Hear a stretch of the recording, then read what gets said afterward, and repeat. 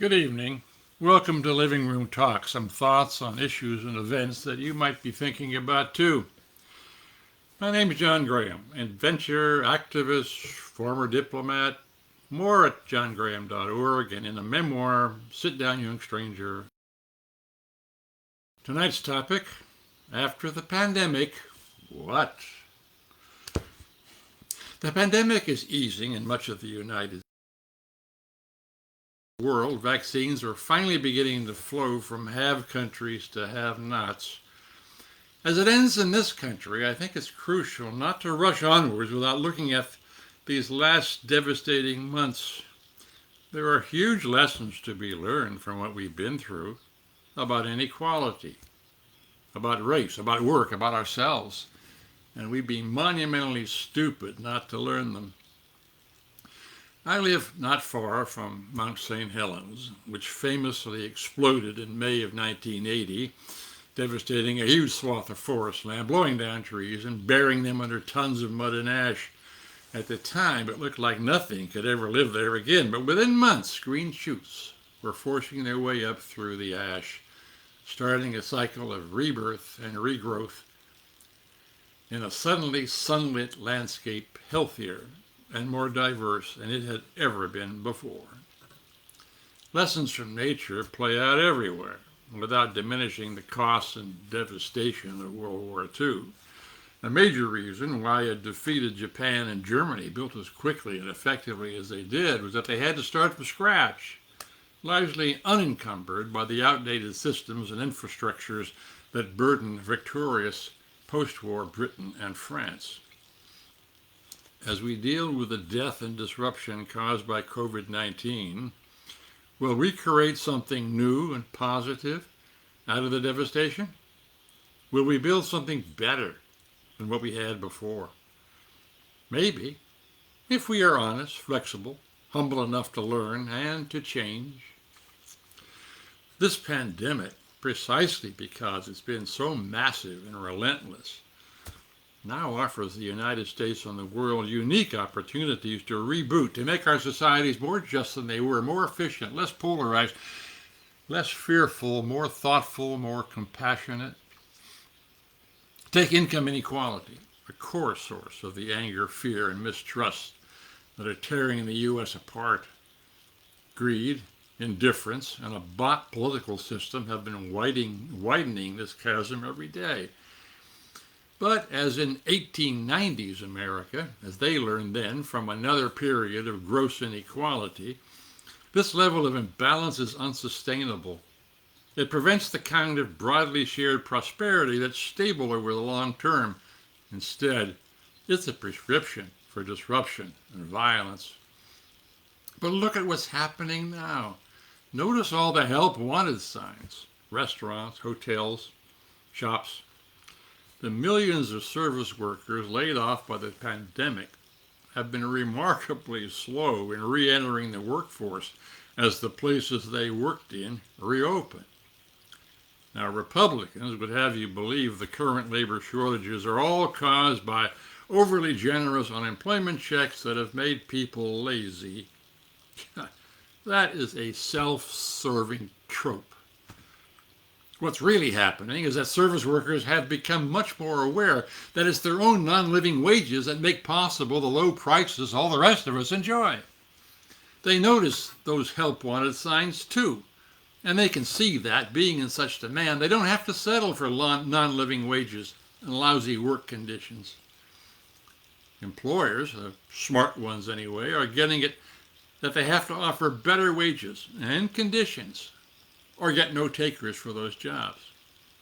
It's this leverage wage workers now have, not laziness, that's leading so many to hold back, looking for more satisfying work, better childcare options, higher pay, or for some a chance to create a different lifestyle, even if they have to live on less money to do it.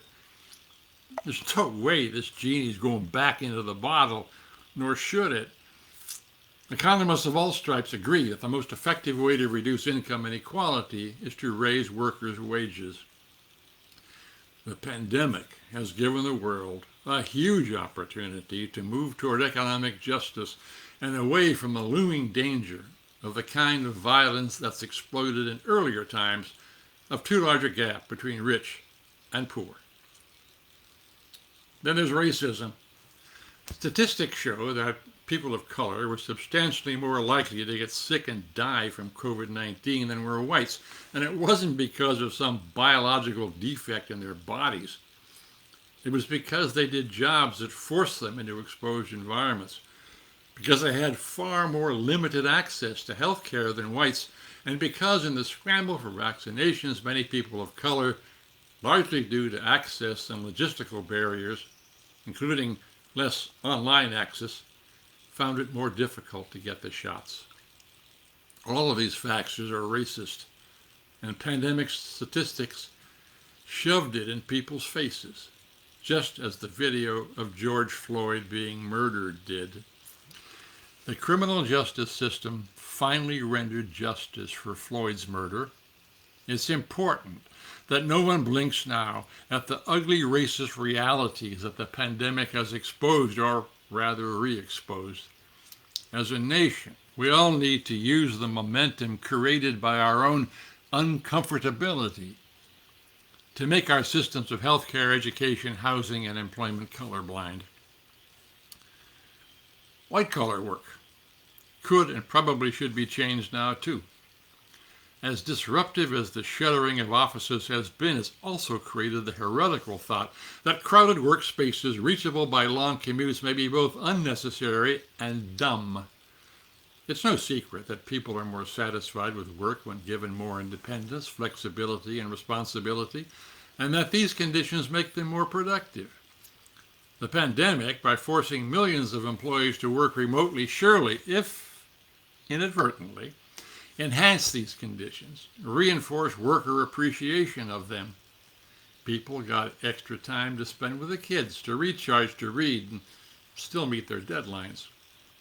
For some, it's also been a time to engage in the kind of reflections on values and life direction that are so difficult when you're stuck in traffic twice a day.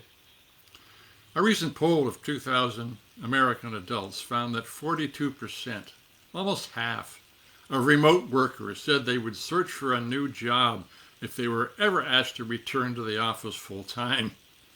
Employers are listening. Well, again, the smart ones are. Many more companies are using hybrid work schedules, combining work from home and work in an office. They're offering better options for childcare. Office spaces are going to be redesigned with the assumption that a lot of work and collaboration will be online. And yes, Zoom is here to stay. Raise your hand if you want to go back to the old ways.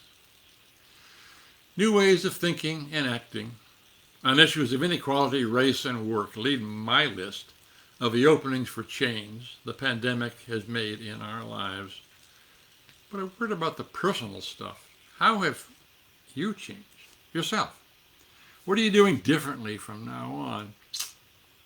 I know for sure that over the last year and a half of no travel and less contact with people outside my household, I've become more creative and reflective. I've got more thoughts than I thought I had. I finally launched long-delayed projects like this blog.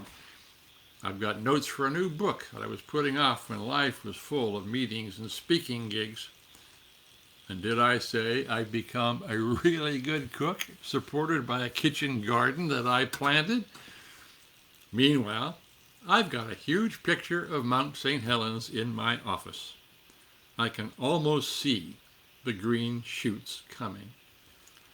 I'd love to hear what you're going to be doing differently. Let me know. Let us all know. That's it for now. Thanks for watching. I welcome your comments. Please share this message widely.